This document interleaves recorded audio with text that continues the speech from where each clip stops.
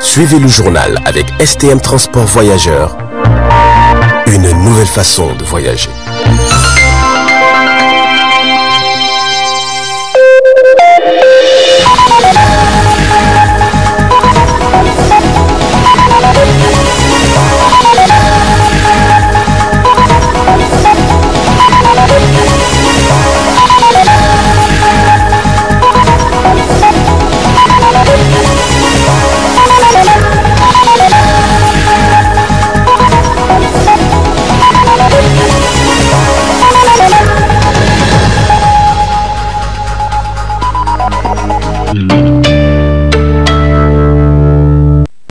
Messieurs, dames, bonsoir et bienvenue à cette édition d'information sur Tambra Télévision et bonne rupture de jeunes à toutes et à tous.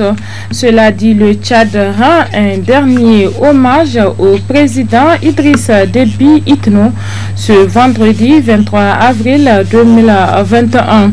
Le chef de l'État est décédé en début de semaine des suites de ses blessures après avoir participé au combat contre les rebelles dans le nord du pays. Des obsèques nationales sont célébrées dans la capitale tchadienne où de nombreux officiels y sont rendus. Retour sur ces moments émotionnels avec la rédaction de Tamba. Il était 9h30 GMT quand le cercueil dans lequel repose Idriss Déby Itno montait sur le plateau d'un pick-up drapé du drapeau national du Tchad et entouré de soldats de la garde présidentielle est arrivé à la place de la nation. L'émotion était forte ce matin du 23 avril 2021. Les larmes coulaient sur certains visages. Les Tchadiens rendent en effet un dernier hommage au président maréchal Idriss Déby Itno, décédé le 20 avril dernier des suites de ses blessures dans les combats avec les rebelles. Il avait dirigé le pays pendant 30 ans et venait d'être réélu pour un 6e mandat. Plus d'une dizaine de chefs d'État étrangers ont fait le déplacement sur N'Djamena, parmi lesquels le président nigérien Mohamed Bazoum, le français Emmanuel Macron, seul président occidental présent, ceux des 4 autres pays du G5 Sahel, forces militaires anti-djihadistes épaulées par la France. Était aussi présent le président du Conseil souverain soudanais, le général Abdel Fattah al-Burhan, et le Congolais Félix Tshisekedi, président en exercice de l'Union africaine, ou encore le représentant de la diplomatie européenne, Joseph Borrell. Les obsèques officielles se sont déroulées en début de matinée sur la place de la Nation.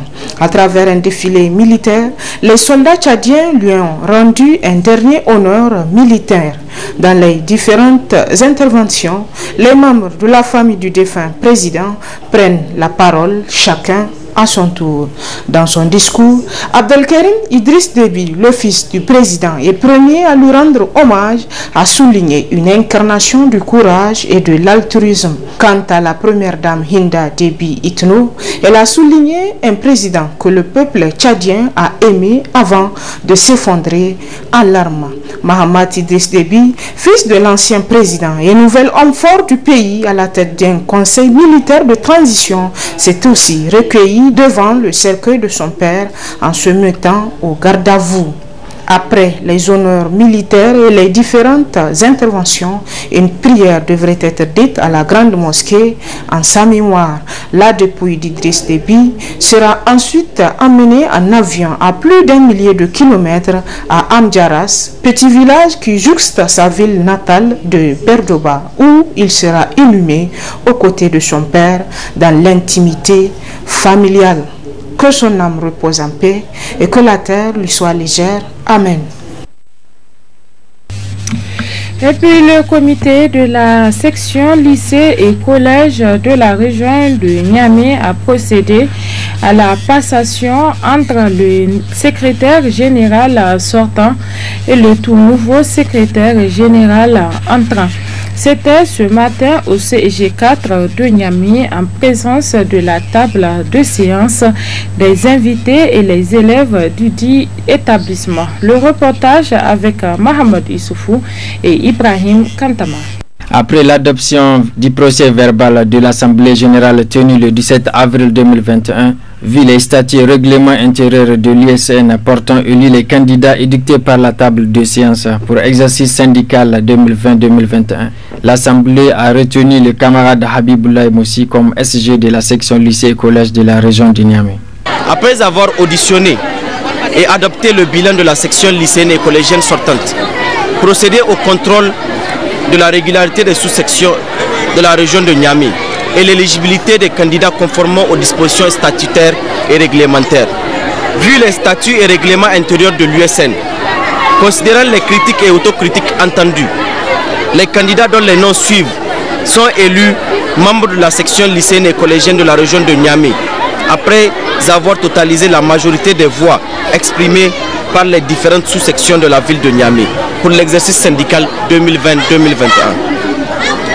Le nouveau secrétaire général, Boubacar Moussi Habiboulaye, secrétaire général adjoint, Abdul Wahab Omar, secrétaire général A2, Haroun Moussi, secrétaire chargé à la presse, Siratullah Abdoulaye, secrétaire chargé aux affaires académiques, Mohamed Lamine Saïdou, secrétaire chargé aux affaires académiques et sociales, Ismaël Yakouba, secrétaire chargé aux affaires extérieures et partenariales, Mohamedou Saadou Saïdou, secrétaire chargé aux affaires culturelles et sportives, Saadou Shamsuddin, secrétaire chargé à la trésorerie générale, Bachir Mamansani. Le premier CC, Ismaël Saleh Hassan. Le deuxième CC, Oumar Adamou. Pour la passation entre le SG sortant et entrant, le SG sortant a remis le cachet au SG entrant pour l'exercice de sa fonction syndicale. Nous allons les encourager, nous allons les motiver et nous allons leur donner des sages conseils, tout en leur disant une bonne gestion et en leur disant que de toujours répondre aux aspirations de la grande base, et il faudrait qu'ils mettent une seule chose dans leur tête, la défense des intérêts matériels et moraux de la grande base, qui est une lourde responsabilité qui les incombe.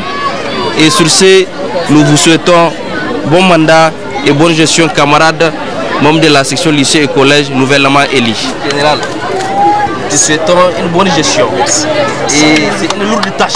Nous te demandons d'être patient envers les militants et les membres de la section. C'est une bonne gestion.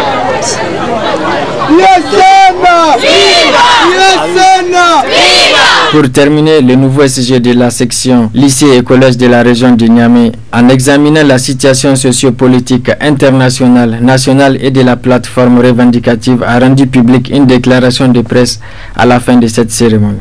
Bon exercice syndical pour cette nouvelle équipe. Célébration ce jour 23 avril 2021 de la journée mondiale du livre et du droit d'auteur. À cette occasion, la rédaction du groupe de presse Tambra s'est intéressée sur cette journée. Voyons le commentaire de Zainab Gagra sur les images de Abdouraouf Dayabou. La journée mondiale du livre et du droit d'auteur est une célébration visant à promouvoir le plaisir des livres et de la lecture, célébrée chaque 23 avril dans le monde pour démontrer la portée des livres, un lien connectant le passé et l'avenir qui est un point entre les générations et les différentes cultures. Cette date symbolique de la littérature universelle marque la disparition des trois écrivains, afin de rendre un hommage mondial aux livres et aux auteurs et encourage l'accès aux livres. Ce dernier a cette capacité unique de divertir, d'instruire, car il est un puissant moyen de réalisation du rêve d'un monde sans ignorance, de paix et de bien-être. De même, le droit d'auteur est l'un des éléments fondamentaux du plein épanouissement des créateurs. Enfin, notons que cette journée est l'occasion de saluer la place du livre en tant que facteur de progrès scientifique, technique et culturel, car une nation qui lit est une nation qui gagne. La suite de cette édition, durant ce mois béni de Ramadan, la majorité des jeûneurs font leur souhour avec du lait. Quels sont les bienfaits et les conséquences de la consommation du lait au moment du souhour sur la santé du jeûneur? Réponse à cette question avec le nutritionniste Dr Abdelrazak Bello. La consommation du lait au moment du sahur, ça c'est nos avantages, mais il faut prendre le lait, mais ne pas prendre le lait seul. Le lait a des avantages, parmi lesquels le lait est un aliment qui est très riche en protéines, et en plus de sa richesse en protéines, le lait contient également des sels minéraux qui sont importants, notamment le calcium, et le lait également contient de la vitamine A. Mais le lait, notamment le lait frais, n'est pas très riche en énergie. Et ceux qui veulent prendre le lait notamment, simplement le lait, au mois du sahur, ce n'est pas également la chose à faire. On peut associer le lait à d'autres aliments, parce que l'aliment qui est indispensable pendant le sahur, c'est vraiment les féculents, notamment céréales et tubercules. Maintenant, si on associe ces céréales et tubercules au lait, c'est tant mieux. Mais le lait simplement comme sahur, ce n'est pas suffisant. Maintenant, au niveau de la rupture, consommer le lait également, ça peut être bénéfique, comme je l'ai dit, compte tenu de sa teneur en protéines et de sa teneur en calcium et en vitamines. Mais simplement, ce qu'il faut dire, il y a certaines personnes, notamment par rapport au lait, qui souffrent de ce qu'on appelle une intolérance au lactose, c'est-à-dire qui ont du mal à digérer le lait. Donc la consommation du lait chez ces personnes-là peut entraîner une indigestion, peut entraîner souvent des diarrhées chez les personnes qui sont intolérantes au lait. Donc voilà un peu par rapport au lait et à sa consommation. Parlons du sport dans cette édition. L'athlète nigérienne de 24 ans, Amina Zaini, se prépare activement pour sa participation aux Jeux olympiques de Tokyo 2021. Elle participera à l'épreuve du 200 mètres féminin. D'autres précisions dans ce élément du studio Kalangu. Mes entraînements, ça se passe bien. Je passe ça chaque soir au stade. Je fais mes entraînements et tout. Vu la situation du pays, nous avons un manque de salles de musculation. Ça, c'est le gros problème. Nous n'avons pas de salles de musculation. Après ça, la piste aussi, c'est pas toujours quand on est sur la piste.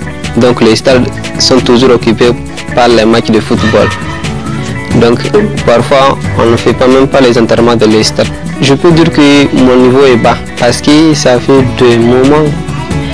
Même le dimanche surpassé plutôt, je fais un test de niveau. Donc sur les 100 mètres je fais 12. Au moins que je cours au moins de 11,50. Donc quelqu'un qui court en 11,50 et qui après il a couru 12. Donc c'est pas bon.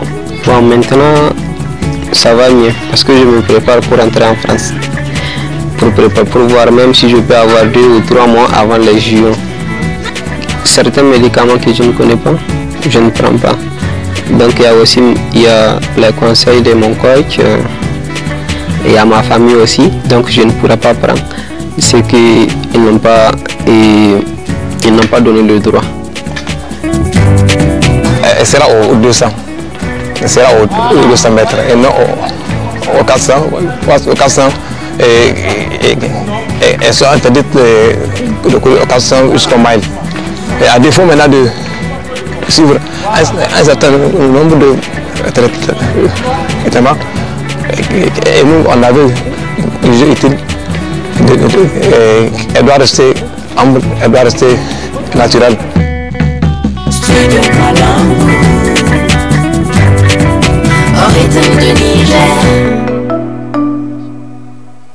Et voilà, messieurs, dames, c'est sur cette page e-sportive que se referme cette édition d'information sur Tambra Télévision.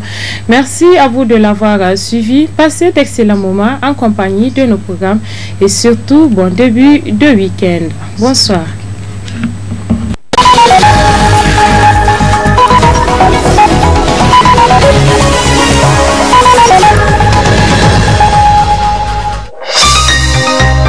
journal vous a été présenté par STM Transport Voyageurs.